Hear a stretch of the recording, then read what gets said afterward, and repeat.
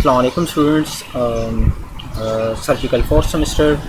और आज का जो हमारा लेक्चर है, जो थर्ड लेक्चर जो हमारा है वो है रिकेट्शिया और उसके कैरेक्टरिस्टिक्स और उसके साथ साथ उसकी प्रिवेंशन एंड कंट्रोल।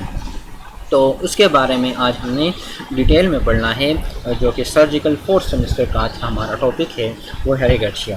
रिकेट्शिया क्या चीज़ है, वो होता क्या है और कहाँ पे होता है, उसकी शक्ल किस तरीके से होती है। जो ये आपकी तकरीबन माइक्रोबायोलॉजी होती है। एज ए सर्जिकल टेक्नीशियन आपको ये पता होना चाहिए कि माइक्रो ऑर्गेनिज़म कौन कौन सी पैथोलॉजीज काज कर सकती हैं और उनकी प्रिवेंशन हम किस तरह के तरीके से कर सकते हैं और उसकी पैथोलॉजीज किसकी तरफ जा सकती है। तो ये आप सबको पता होना चाहिए कि रिकेट्शिया क्या चीज़ है और उसके कैरेक्टरिस्टिक्स कौन कौन से हैं और उसकी प्रिवेंट हम किस तरीके से कर सकते हैं और उससे कंट्रोल किस तरीके से हो सकते हैं।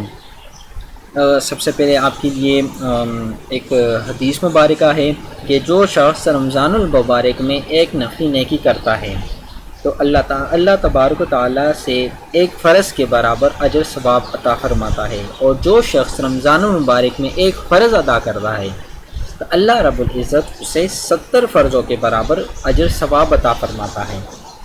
तो ठीक है, रमज़ान तो गुज़र गया, इंशाल्लाह अगले रमज़ान हमें अल्लाह इंशाल्लाह नसीब करे। अगले रमज़ान में आप कोशिश करें कि एक नफली नेकी अगर आप करते हैं तो उसके आपको एक फ़र्ज़ के बराबर सवाब मिलता है, लेकिन जब आप एक फ़र्ज़ अदा करते हैं तो उसको आपको 70 फ़र्ज़ों के बराबर सवाब मिलता है। तो इंशाल्लाह अगले रमज़ान में कोशिश करें कि जितना मुमकिन हो सके, जितना आप कर सके, अपनी आखिरत की भी तैयारी करें।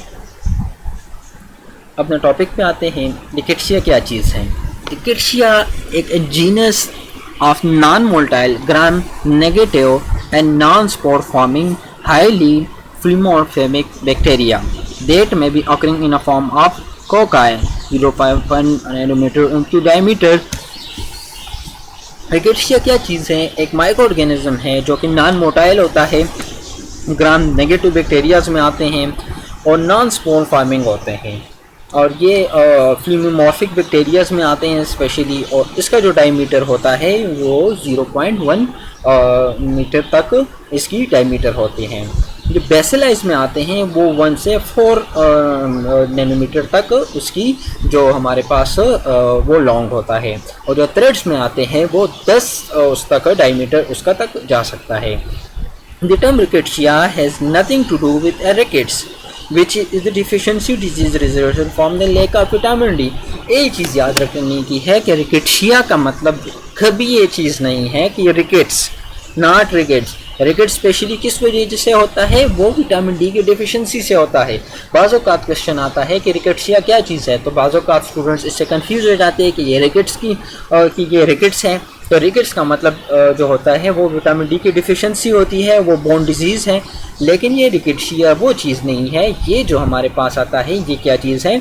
ये एक ग्राम नेगेटिव बैक्टीरिया है जो कि हमारे पास माइक्रो ऑर्गेनिजम्स में आता है।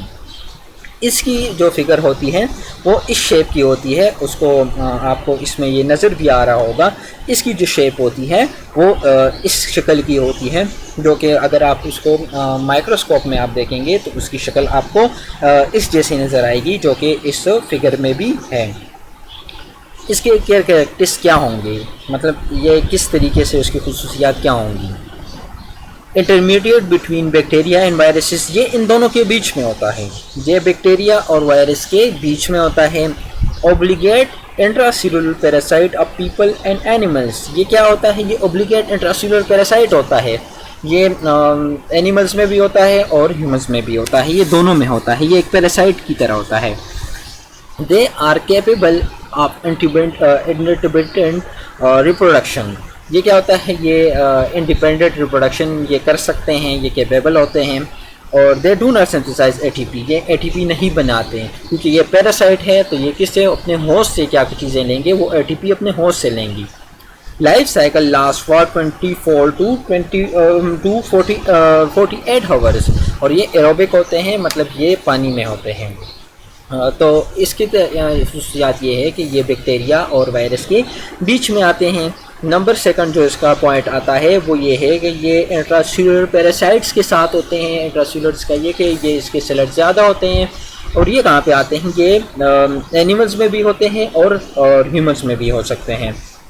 और ये क्या होते हैं कि ये इंडिपेंडेंट रिप्रोडक्शन इसकी होती है, और ये एटीपी को सिंथेसाइज नहीं करते, एटीपी को नहीं बनाते, और ये एटीपी कहाँ से लेते हैं, इस चीज़ से अपने और होस्ट से लेते हैं। ये एमसीक्यूज़ के लिए इम्पोर्टेंट पॉइंट है कि रिकेट्शिया कहाँ से अपनी जो एटीपी लेते हैं, आया वो ख़ुद बनाते हैं। तो आपने ये चीज़ याद रखनी है कि वो ख़ुद नहीं बनाती, वो अपने होस्ट से लेती है। इसका जो सेकंड पॉइंट है ये भी इम्पोर्टेंट है कि ये दोनों में होता है। नंबर थर्ड पॉइंट भी इसका इम्पोर्टेंट है कि ये इंडिपेंडेंट इसकी रिप्रोडक्शन होती है। ये चीज़ जो सेकंड लास्ट पॉइंट है, ये लाइफ साइकिल इसका 24 से 48 आवर्स तक इसकी लाइफ साइकिल होती है, ये वहाँ तक इसकी लाइफ साइकिल जा सकती है। ये दूसरी जो पॉइंट है इसमें कि ओब्लिगेट इंट्रासेल्युलर पैरासाइट्स होते हैं, ठीक है। ये आपको इस सारे के फिगर्स में आपको उसमें नज़र आ रहे हैं। रिकेट्शिया इनके अपने होस्ट कौन से होते हैं, माइट होता है एक किस्म का माइक्रो ऑर्गेनिज्म, लाइस चूहे होते हैं, फ्ली होते हैं, ये इसमें होते हैं टिक, जो आप ये सारे के सारे माइक्रो ऑर्गेनिजम्स हैं, ये सारे के सारे, तो इनमें ये सारे के सारे पाए जा सकते हैं। रिकेट्शिया जो होता है लाइस में भी हो सकते हैं। लाइस आप सब ने देखे होंगे, तो ये सारी की सारी चीज़ें जो लाइस में ज़्यादा पाए जाते हैं। तो रिकेट्शिया का जो अच्छा होस्ट होता है वो लाइस होता है। ग्रेन नेगेटिव प्लीमॉर्फिक बैक्टीरिया होता है ये। मोस्ट ऑब्जूनिस spreads to human by the arthropod expect fever. ये बहुत सारे डिजीज़ ये ह्यूमन में काज कर सकता है, और ये किसके थ्रू कर सकता है, लाइस के थ्रू भी कर सकता है, टिक वगैरह के साथ भी ये कर सकता है। Can not grow in culture media but cultivable on in a living tissue. ये क्या करते हैं, कल्चर मीडिया से ग्रोथ नहीं करता ना, वहाँ पे ये इसका कुछ खास पता चलता है, लेकिन हाँ ये उसमें वहाँ पे कल्चर हो सकता है लिविंग टिश्यू पे। अगर आप लिविंग टिश्यू में उसको उस पर आप करें, एक्सपेरिमेंट करें, तो वहाँ पे ये ग्रो कर सकता है।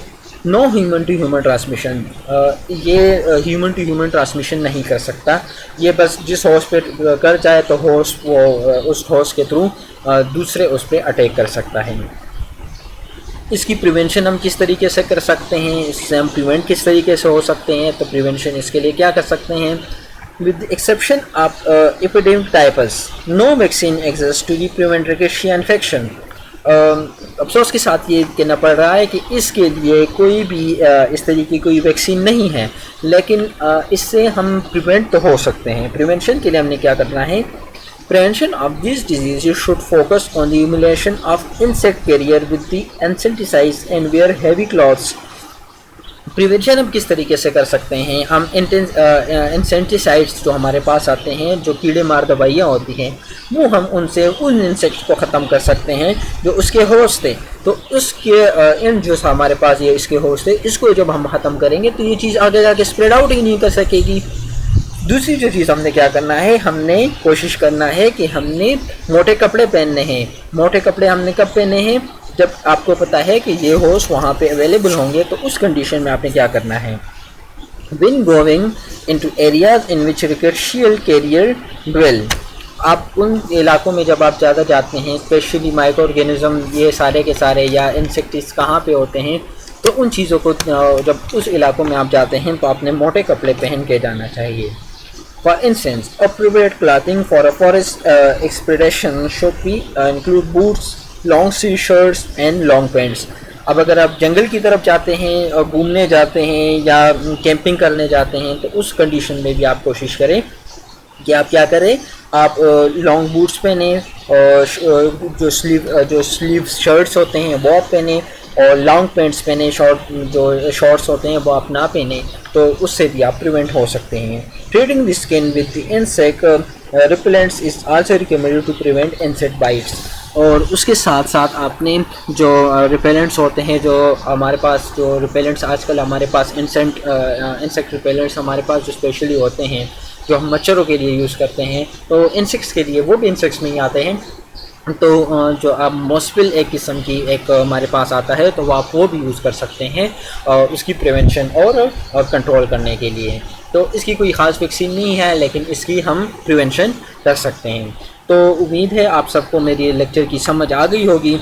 अब अगर किसी को मेरे लेक्चर की यहाँ से समझ नहीं आई और वो ये चाहता है कि सर हमें इस तरीके से समझ नहीं आती, हमें अगर नोट्स मिल जाए, तो नोट्स मुझे आप इस जीमेल पे मुझसे रब्ता करके आप मुझसे आपके ये नोट्स आपको मैं दे सकता हूँ। वो मेरा जीमेल है dr.z.733@gmail.com। तो इस पे आप मुझसे रब्ता कर सकते हैं और आपके नोट्स आपको इस पे मैं आपको भेज दूँगा। Thank you. अपना ख्याल रखें और कोशिश करें कि हर एक स्लाइड के हर एक उसके आप अपने एमसीक्यूज़ बनाएं, 10-10 एमसीक्यूज़ बनाएं, 15-15, 20-20 एमसीक्यूज़ बनाएं। इंशाल्लाह आप जब पेपर में आएंगे, इंशाल्लाह पेपर जब होंगे, जब आप आएंगे आपके पास एमसीक्यूज़ ऑलरेडी पड़े होंगे। आप अपनी जान ये ना छुड़ाएं कि आपने यहाँ से लेक्चर देख लिया बाद में देखेंगे, ये इस तरीके से नहीं हो सकता। इसका एक आसान तरीका मैं ये भी बता सकता हूँ, आप मुझे जीमेल करें तो आपके जीमेल करने से मैं आपको आपके नोट्स प्रोवाइड कर दूँगा। वो आप उसकी प्रिंट निकाल के आप उसको अंडरलाइन कर सकते हैं। किसी चीज़ की समझ नहीं आती बाद में मुझसे पूछ भी सकते हैं, आपके पास एमसीक्यूज़ के लिए भी होंगे। इस तरीके से अगर आप थोड़ा थोड़ा करके अगर आप इस तरीके से काम करेंगे तो ये आपके लिए आसानी होगी, लेक्चर में भी आसानी होगी, इंशाल्लाह पेपर्स के लिए भी आसानी होगी, आपके पढ़ने में भी आसानी होगी। तो अपना ख्याल रखें। इंशाल्लाह नेक्स्ट लेक्चर जो हमारा होगा उसमें मुलाकात होती है। Thank you. अल्लाह हाफिज़।